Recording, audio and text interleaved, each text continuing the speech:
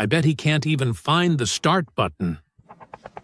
What could a floor cleaner possibly know about a $9 million helicopter? Caleb Monroe's voice cut through the wind that howled across the rooftop, where the gleaming Bell 429 waited. He squinted toward Lucas Hale, the man in a faded uniform, kneeling as he scrubbed stubborn stains along the edge of the landing pad. Evelyn Cross, the cold-hearted CEO of Davenport Industries, stopped in her tracks. A faint, mocking smile appeared on her lips.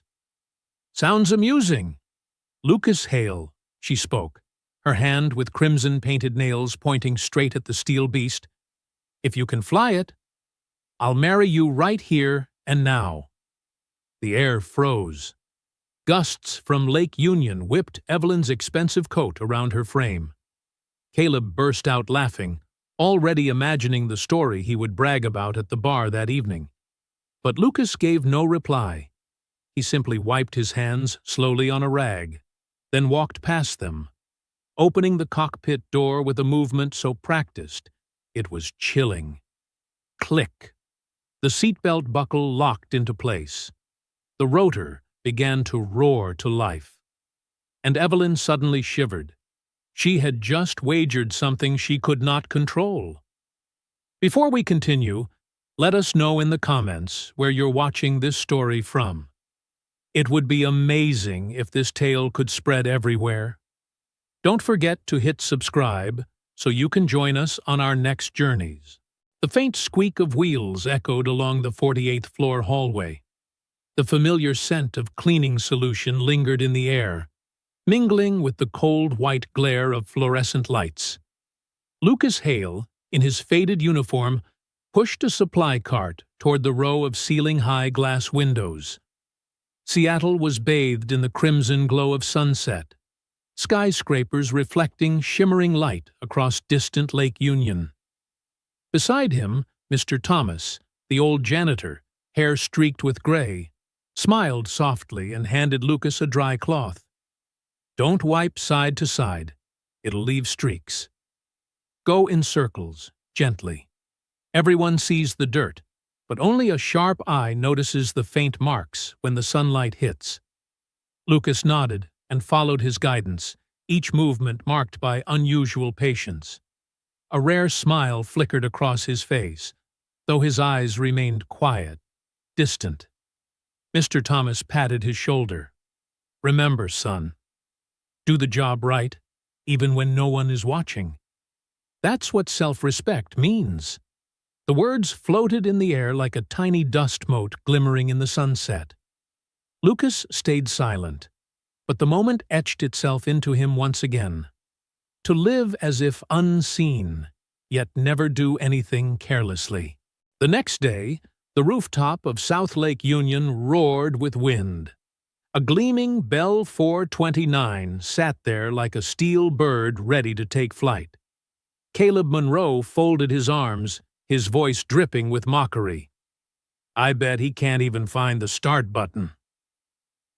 What does a floor sweeper know about a $9 million helicopter? Evelyn Cross, the CEO of the corporation, cold and poised, let a contemptuous smile play at the corner of her lips. Her voice rang out against the wind. "Lucas Hale, if you can fly this iron bird, I'll marry you." The employees gathered on the rooftop held their breath. Caleb laughed gleefully, expecting a comedy show. But Lucas said nothing. He set down the rag, then walked toward the helicopter with steady composure. Click! The seatbelt snapped into place. His fingers moved across the control panel, precise down to the smallest detail.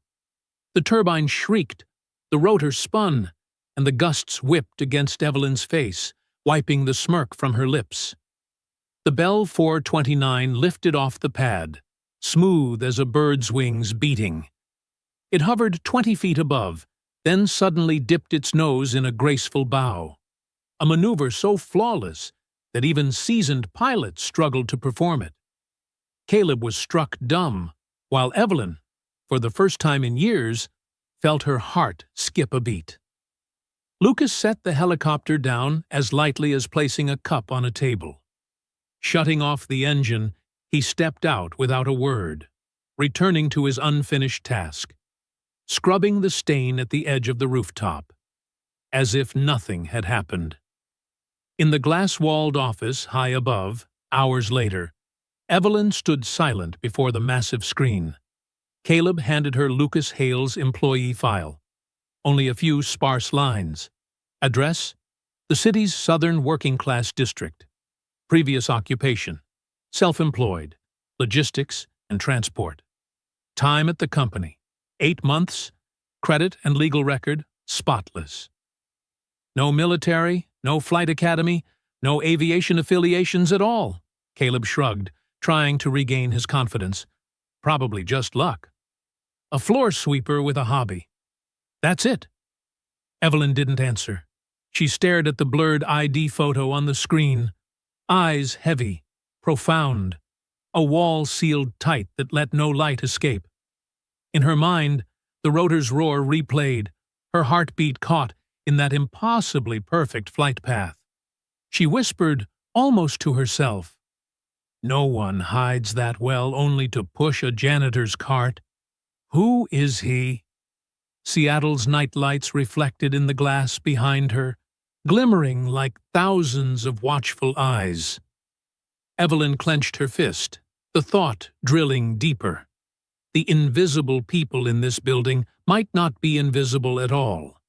And Lucas Hale was the first proof.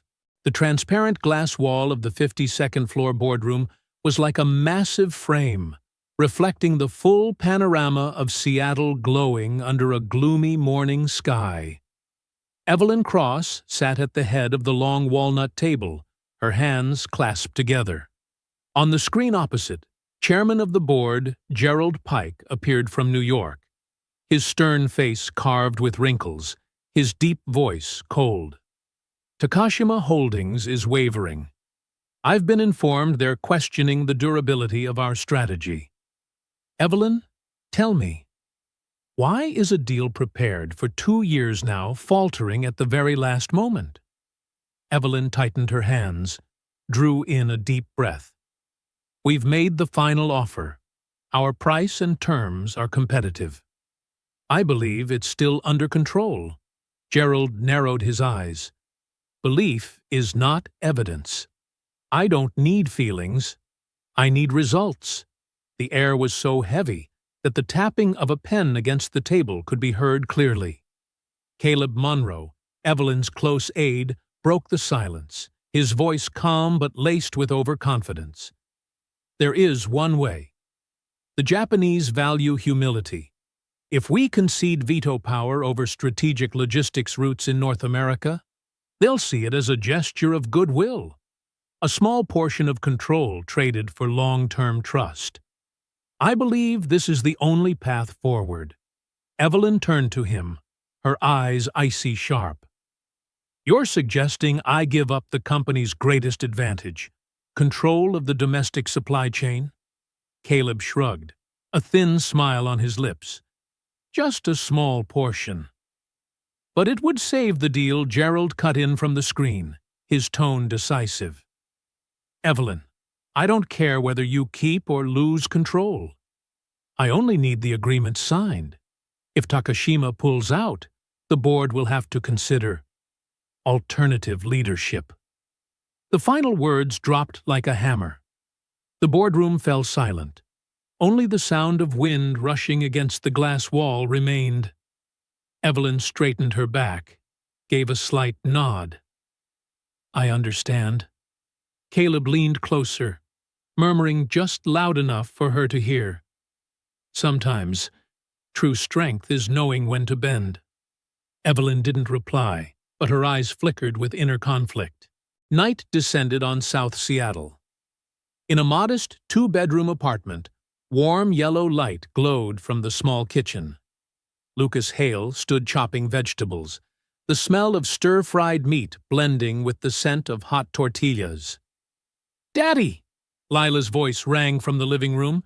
The 8-year-old, her curly brown hair a mess, was busy with a volcano model. "It's ready! Add the baking soda now. Lucas set the knife down, wiped his hands on a towel. He walked over, watching his daughter excitedly pour red vinegar inside. The little volcano erupted in a froth of white foam, spilling across the desk. Lila burst into laughter, her eyes shining bright. Isn't it cool? Tomorrow I'm bringing it to class. Lucas chuckled, hugging her. You did great, Firefly. But make sure to clean up before bed, or this whole place will turn into a lava desert. In the living room, the walls were covered with colorful drawings, spaceships, sunflowers, even a child's sketch of a woman in a flight suit. On the small wooden table, an old photo frame sat neatly. Sarah, his wife, her radiant smile and arm resting over Lucas's shoulder, back when he still wore an Air Force flight suit. Lucas froze for a moment. He gently turned the photo face down, then swiveled his daughter's chair completely toward the wall instead of the window. Outside, the sound of a commercial plane roared past, blinking lights piercing the night. He stared until the noise faded, only then letting his shoulders drop. Protecting his daughter, shielding her from the roar of engines. That was the obsession carved deep within him. In the darkened Davenport glass tower, the invisible ones quietly revealed other sides of themselves. The night security guard, after his shift, pulled an old violin from a wooden locker. The music lingered, echoing down the empty corridor, haunting and tender. The cafeteria worker, her hair streaked with gray, used her break to sketch quick portraits of colleagues. With just a few strokes, a face came alive. A mailroom clerk, after delivering the last package, sat with his old laptop, quietly writing lines of code. Blue light washed over his tired but eager face. All three blended into the crowd of daily labor, nameless, without glamorous titles. Yet their talents and passions were no less than those of any professional in the tower. From her high office, Evelyn looked down at the stream of employees leaving. Her eyes happened to catch fleeting images. The guard at the door, the cafeteria woman clearing tables, the mailroom boy closing his laptop. A brief stir flickered across her. Then she turned back to the Takashima deal on her screen. But a seed of doubt had been planted. Had the company she led unknowingly turned countless people into invisible beings? That night, while all of Seattle glowed under a drizzle, Evelyn sat alone in her glass office. On the screen before her was Gerald Pike's email, pressing for the Takashima agreement. Outside, the wind howled, the faint thrum of a commercial helicopter carried through the air. And in her mind, the calm face of Lucas Hale surfaced, the eyes that betrayed a hidden past, yet revealed nothing. That janitor. Who was he, really? On Saturday morning, a pale layer of white clouds hung over Seattle, sunlight breaking through onto the lakeside park, where Davenport Day, the annual festival employees half-jokingly called the Mandatory Fun Day, was underway. The grounds buzzed with energy. Multicolored banners strung along the trees, a bright, bouncy castle swelling and deflating with children's laughter, rows of food trucks lining the road, the scent of grilled meat and hot coffee mingling in the air. Over 1,000 employees and their families gathered, a true company carnival. Evelyn Cross usually stayed only 15 minutes, cutting the ribbon at a booth, smiling for a few PR photos, then disappearing back into her glass tower. But this year, she decided to remain all day. Not out of enjoyment, but for one reason alone. Lucas Hale. On the grass near the lake, Lucas spread out an old checkered blanket.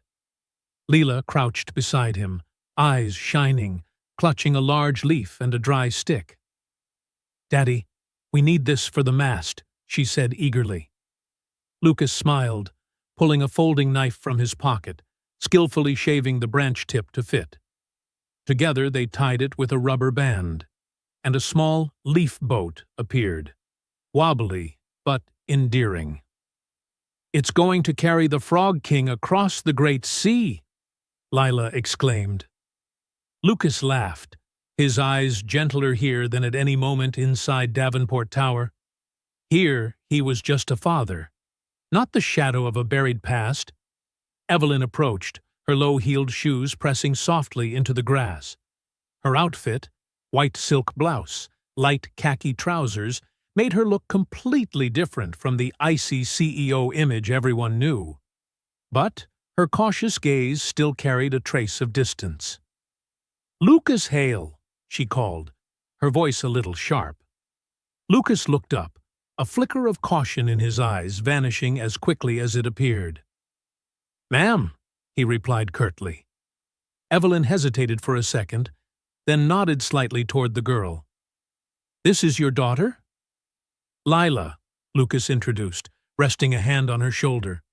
The girl stared at Evelyn, tilted her head, then bluntly asked, "Miss, why does your face look so serious? Are you mad at the grass under your feet?" Evelyn was caught off guard and let out a laugh. "No, no, I'm not mad at the grass." "Good," Lila nodded solemnly, then raised the little boat. "Look, it's going to carry the Frog King across the ocean." Evelyn glanced at the simple toy and, without thinking, replied, "A solid design." A fine naval architect indeed.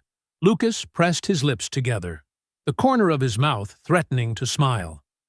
For a fleeting moment, the vast distance between CEO and Janitor blurred, replaced by a simple family scene. A high-pitched buzzing sliced through the air. A sleek drone circled overhead. The marketing VP, in a youthful plaid shirt, boasted to colleagues, "Just bought it last week. 8K camera. Wind resistance is perfect." The drone swooped low, spiraling above the checkered blanket.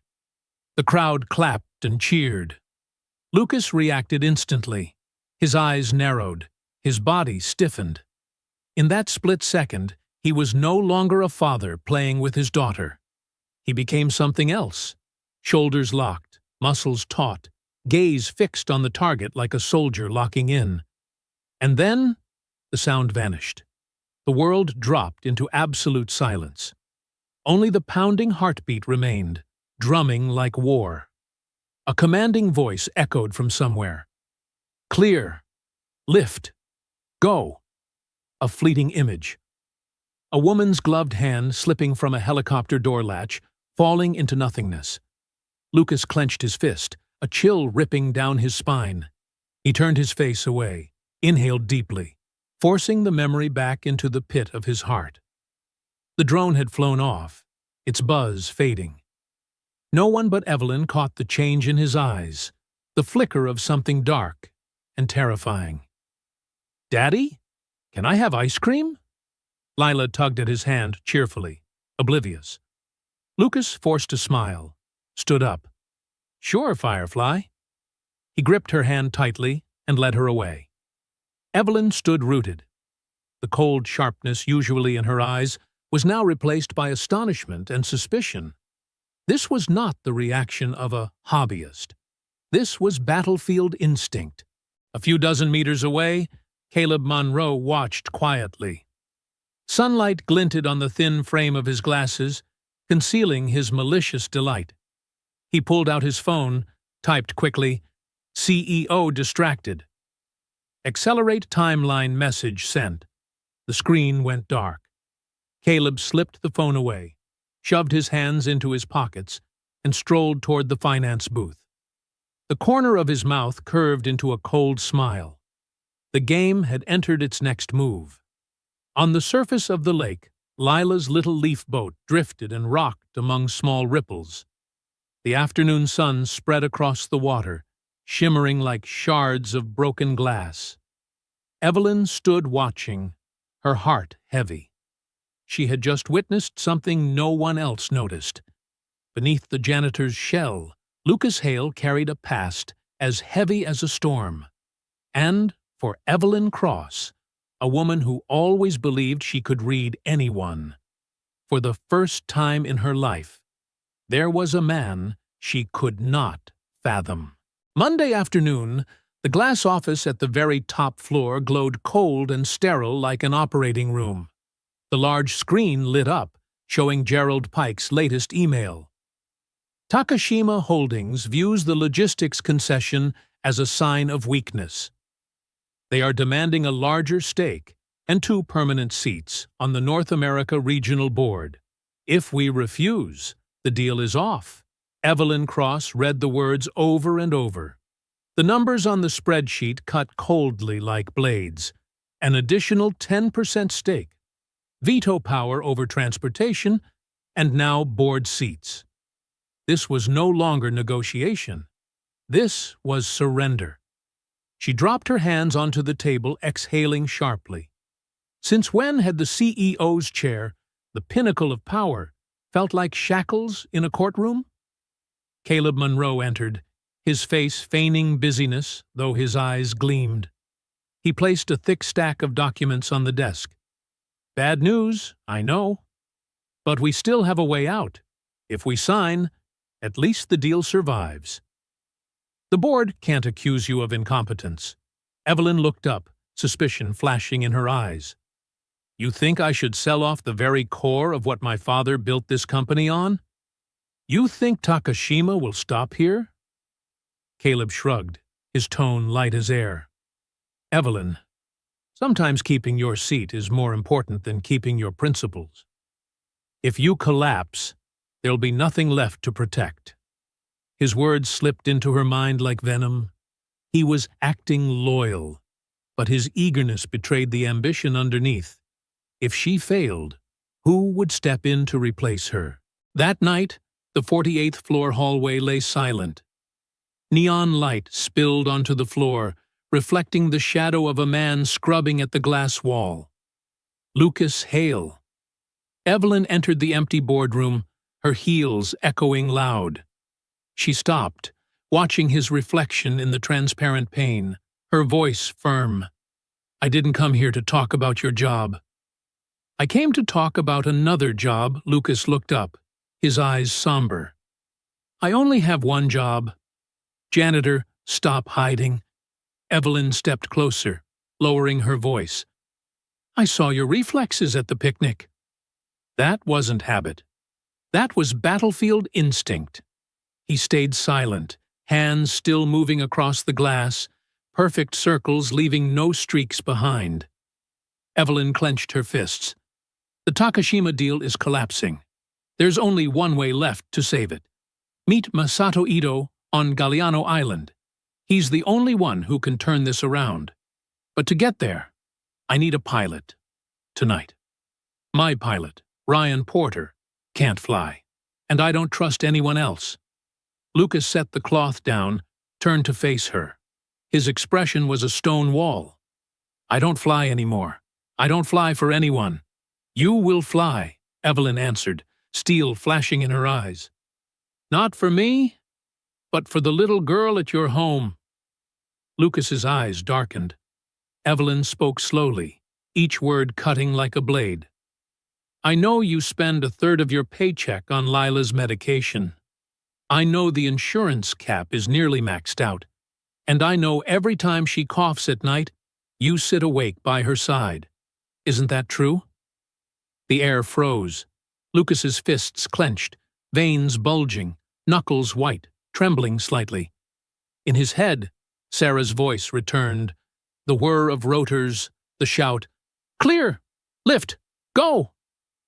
And then the hand slipping from the helicopter door latch. He shut his eyes.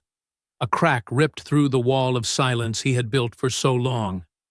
Evelyn stepped closer, her voice softer now, but pressing hard. One flight. Take me to Ito and back. In return, I'll establish a private trust fund, covering every medical and educational expense for Lila. For life. No more worries. Ever, Lucas opened his eyes. Pain from the past, love for his daughter, and the anger of being cornered twisted together in his gaze. He exhaled, his voice low and rough as grinding steel. "Fine. But we need conditions." Evelyn nodded. "Name them." He stepped forward, his tone flat and cold. "First, the trust fund will be set up by my lawyer, not yours. It must be fully funded before I take off. Second, this is not an employee relationship. I am not your employee. I'm only contracted for this flight. Once we land back in Seattle, it ends.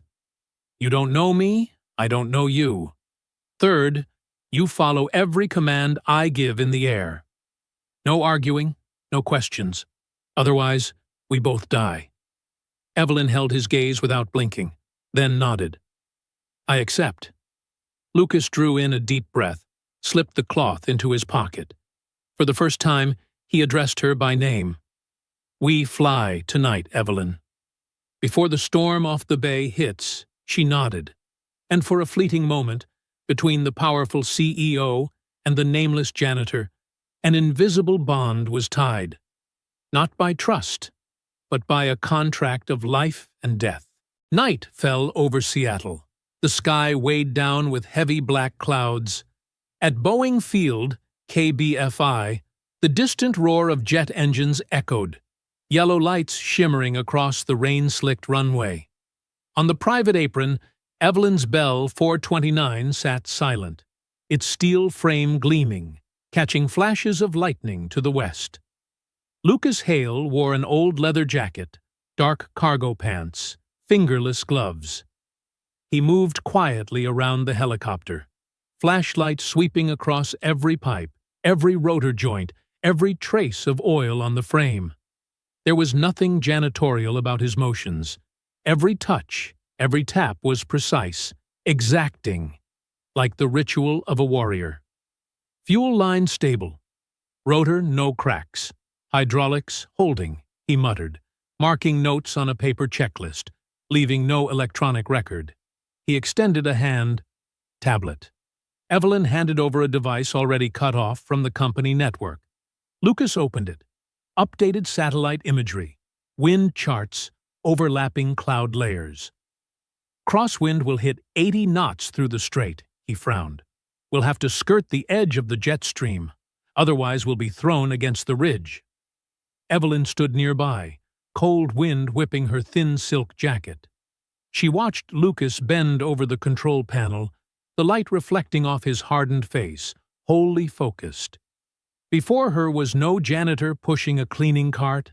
This was a commander, a man who had survived storms most never returned from. The rotors roared to life, each blade tearing into the night. The Bell 429 lifted off, tilting, then lunged into darkness. The city of Seattle shrank below, its lights like fading stars in the rainy mist. Within 30 minutes, the storm swallowed everything. Rain hammered the windshield like thousands of needles. Wind howled, the helicopter shuddering violently. Evelyn gripped the armrests, nails digging into the leather. Every jolt sent her stomach lurching into her throat. All her years in the CEO's chair had never made her feel so powerless. Lucas glanced at her, his voice calm, almost cold. "Look at me. I've got you. Just breathe. This is only weather. I've flown through worse." Evelyn forced air into her lungs, her eyes locked on his dark gaze. Amid the chaos, that gaze held steady, like an anchor in the storm. The helicopter pitched, alarms shrieked. Crosswinds slammed at 80 knots, threatening to drive the rotors into the mountainside. Lucas pulled the stick hard, hands shifting ceaselessly, sweat streaking his temple, but his voice never faltered. "Hold tight." Dropping us to a stable layer. The aircraft dove, Evelyn's stomach flipping. Her heartbeat pounded. But in Lucas's eyes there was no fear, only absolute focus, like a man playing a score he knew by heart. A sharp turn. Suddenly, the alarms ceased. The craft steadied, still buffeted but holding firm. Evelyn exhaled, her body collapsing back into the seat. And inside her, something she had never known surged, absolute trust in someone beyond her control. After nearly 2 hours of storm, the Bell 429 descended. Lanterns flickered faintly in the dark. Galliano Island. A narrow runway, winds lashing through. Lucas banked the helicopter, setting it down softer than expected. Evelyn stepped out, her heels sinking in mud, the air thick with damp wood and sea salt. Ahead stood a simple wooden house, golden light spilling from its windows. On the porch, Masato Ito waited, tall, slender, in traditional coat, his eyes piercing. Inside, the faint fragrance of green tea lingered. Ito poured tea into ceramic cups, his movements deliberate. Evelyn began her pitch. Profit figures, growth charts, market projections. She poured every ounce of CEO power into her words, her gaze sharp, each syllable like a bullet. But Ito only sipped his tea, face unmoved. When she finished, he shook his head gently. You speak of profit, of market share, of balance sheets. But those exist only today. Tomorrow, they may vanish. Evelyn faltered. Ido set his cup down, voice slow and measured. I once met your father. 20 years ago, a great storm collapsed the supply chain. One of his small vendors stood at the brink of ruin. He could have let them fail to protect his profits, but he did not. He kept the contract, shouldered the loss, so they survived the season. That was loyalty. That was humanity. And that is why Takashima trusted him for 3 decades. Evelyn's eyes dimmed. She realized everything she had just presented, numbers, graphs, was meaningless in this man's worldview. The air grew heavy, silence stretching. Evelyn bowed her head, her hand clenched white. From the corner, Lucas's voice broke through, low and resolute. I don't know anything about this deal, but I know one thing. When a plan breaks in 5 minutes, you don't trust the plan. You trust the one flying beside you? Ito's gaze pierced him, old eyes suddenly alight. He turned back to Evelyn, not as the cold CEO, but as the woman who had earned a man like Lucas Hale's trust in the storm. A slow smile spread across Ito's face. He reached for an old rotary phone. Takashima-san, he said as the line connected, his tone calm yet heavy as stone. We will continue discussions. Davenport has not lost its soul. Outside, rain still drummed on the wooden roof. Evelyn sat motionless, chest rising and falling, eyes glistening. For the first time in years, she had not won through logic or power, but through something far simpler. Trust. She glanced at Lucas. He only sat there, silent, like a shadow. Yet that shadow had just preserved the future of the Cross Empire.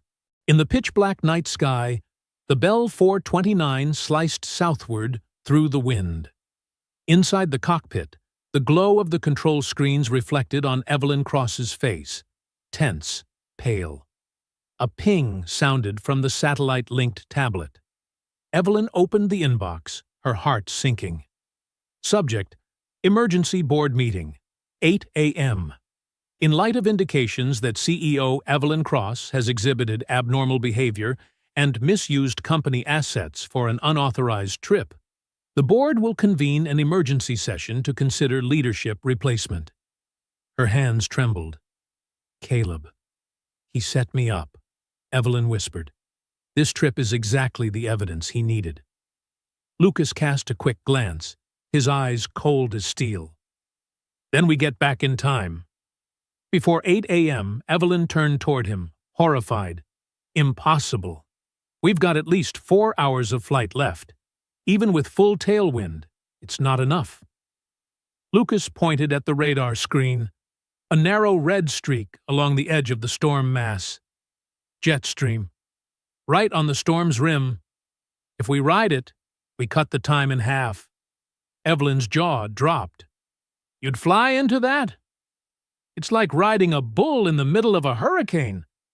Lucas answered flatly, eyes never leaving the controls. Yes.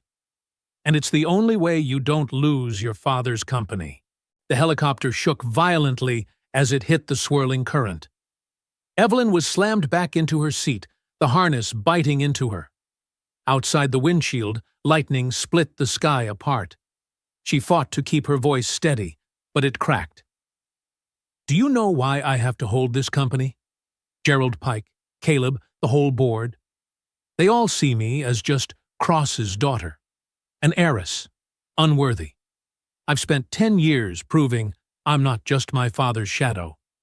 If they take it away, everything I've done means nothing. Lucas stayed silent for a beat. Then he spoke, voice rough, deliberate. You think losing the company is losing everything? Trust me. There are things 1,000 times worse. He gripped the cyclic tighter, memories crashing in. Sarah, my wife. We were both Air Force rescue pilots. The last mission was simple: extract medics from a valley. But the intel was wrong. The enemy was waiting. We followed every procedure, every lesson, every move. And still, lost 2 teammates. Lost Sarah. His voice broke, but his hands stayed firm. I held her hand in the cockpit. She died before we cleared the mountains. That's when I learned. You can do everything right and still lose. Evelyn froze. For the first time, she saw beneath the cold exterior a grief without bottom. Lucas inhaled, yanked the stick hard. The helicopter plunged into the spiral winds. Engines screamed. Evelyn bit her lip until it bled, eyes locked on him. In that moment, she no longer saw a janitor or even a pilot. She saw a man wrestling both storm and past and still choosing to protect others. The horizon glowed purple as dawn broke. Seattle emerged, shimmering beneath shredded clouds. Lucas descended onto the South Lake Union helipad, the rain-soaked surface glistening in the morning light. The clock read 7:47 a.m. The rotors slowed to a stop. Evelyn unclipped her harness, her hands trembling. We made it back in time. But in that boardroom, I'll be torn apart. Caleb has already scripted everything Lucas turned, his gaze steady, his voice unwavering. Then we changed the script. You'll go in there, argue, react, let them believe you're cornered. You'll be the decoy. While they focus on you, I'll do the rest. Evelyn stared at him. You want me to pretend to lose, so you can… What? Lucas answered simply. End Caleb's game. Once and for all, the morning wind howled across the rooftop. Evelyn pressed her lips tight, then nodded. In her eyes, for the first time, there was not just reluctance, but trust. That morning, Davenport Tower's grand boardroom was packed. Morning light cut through the vast glass wall, cold as a blade. Gerald Pike sat at the head of the table, his face like stone. Board members quietly flipped through their documents, the air thick with the scent of an impending trial. The doors swung open. Evelyn Cross entered. Gone was the image of the powerful CEO. What radiated now was tension, her voice sharp as she sat down. You want to try me for saving this company? And Caleb Monroe sits here like he's a saint? Caleb smiled calmly, his suit immaculate, hands folded in front of him. Evelyn, he said, his voice dripping with false sympathy. No one wants to try you. But everyone is concerned about the stability of the company. Flying into a storm with a maintenance worker? That is not sound leadership. Evelyn shot to her feet, pointing straight at him. You're the one who sabotaged the Takashima deal. Don't think I don't know. Gerald frowned, his tone heavy. Miss Cross, please restrain yourself. To the board, Evelyn looked like an unhinged CEO, exactly the script Caleb had written, and precisely what Lucas needed. Meanwhile, in the basement server room, Lucas Hale approached the security door. He swiped his card. Red light. Keycard disabled. A figure stepped from the guard station. The head of security. A grizzled ex-Marine with shoulders like brick walls. He narrowed his eyes at Lucas. Lucas lowered his voice, gaze fixed and unblinking. I need in. Miss Cross needs this to survive. A long pause. The Marine didn't ask further. He only searched those iron eyes, recognizing the battlefield instinct he knew too well. Then he gave a slight nod. Go. Green light flashed. Lucas stepped into the server room, the whir of cooling fans filling the air, LED lights blinking like stars. He sat before an open terminal, fingers flying as though he'd been waiting for this moment. He wrote a script to create a bottleneck, forcing all data traffic through a single partition. When the network failed, Caleb would have to enter to fix it, and when he touched it, Lucas would catch him. The code ran. Red warnings flashed.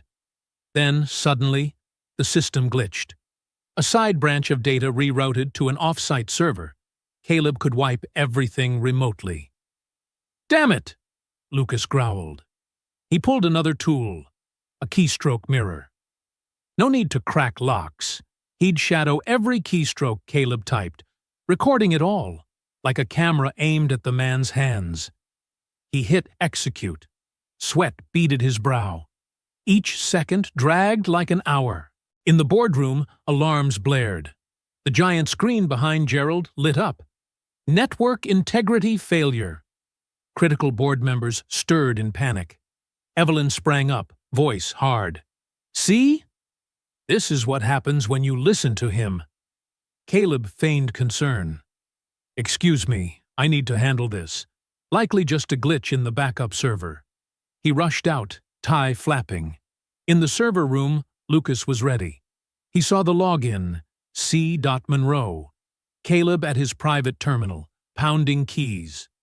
Through the mirror, Lucas watched Caleb open a hidden partition, K_archive, and type the command, purge partition, K_archive anchor.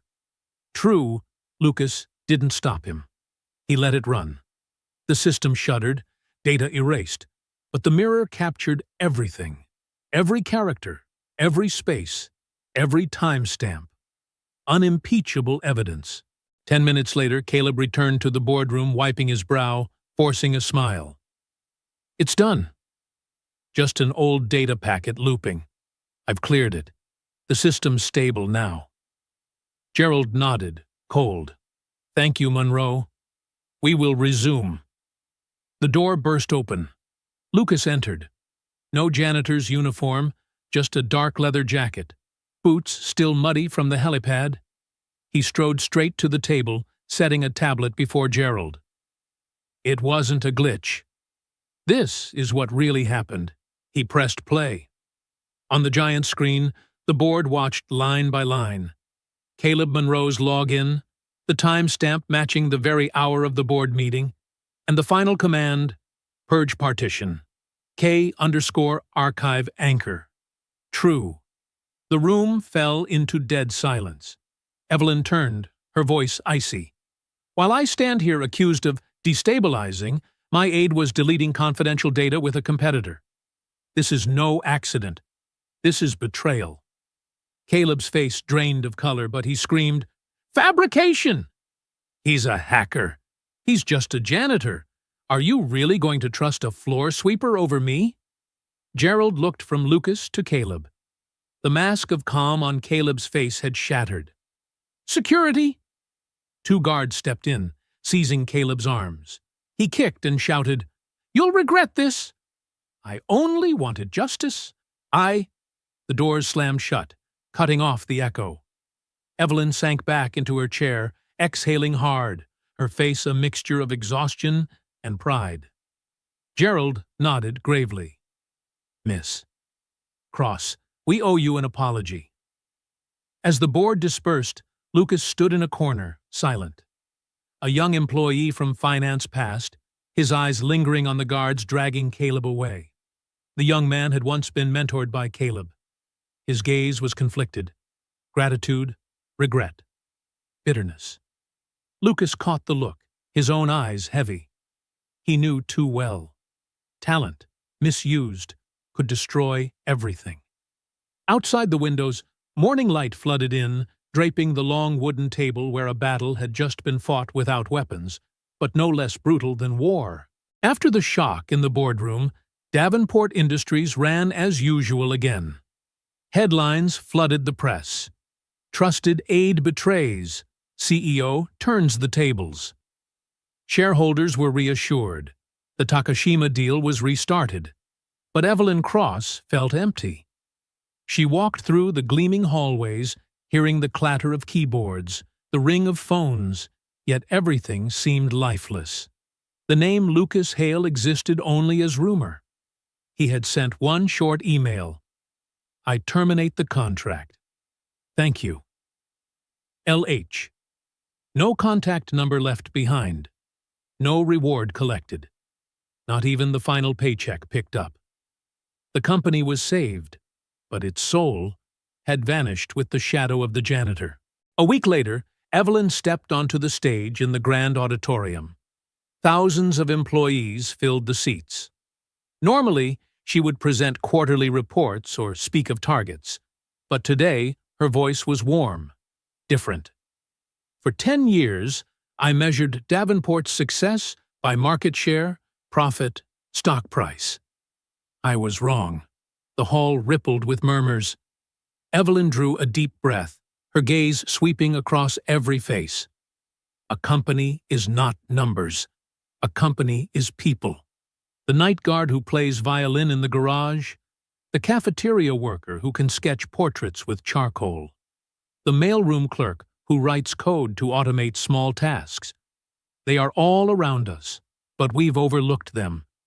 She paused, her tone firm. That ends today. I announce the creation of the Department of Human Potential, a 3-tier program.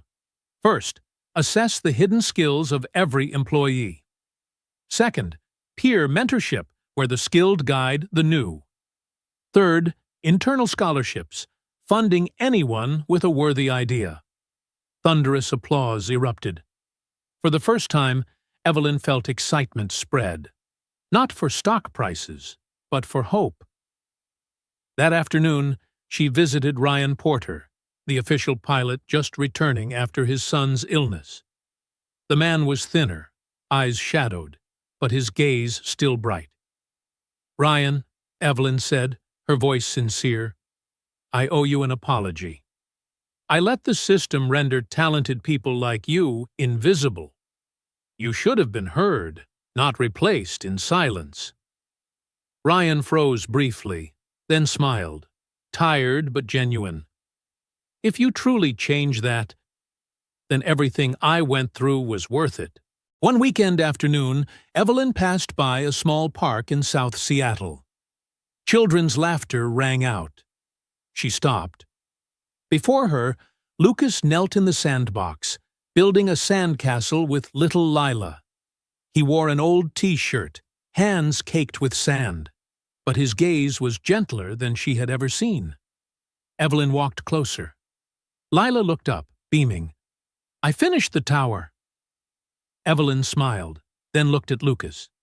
You hide well.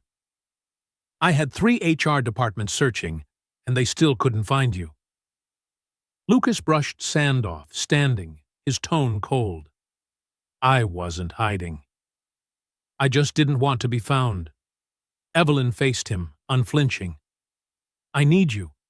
I want you to lead the new department. Who else can see hidden talent, if not someone who once lived invisible himself? Lucas shook his head. I'm not a manager. I'm nobody. Evelyn started to reply, but Lila tugged her father's sleeve, tilting her head. Daddy, she's right. You fixed the helicopter.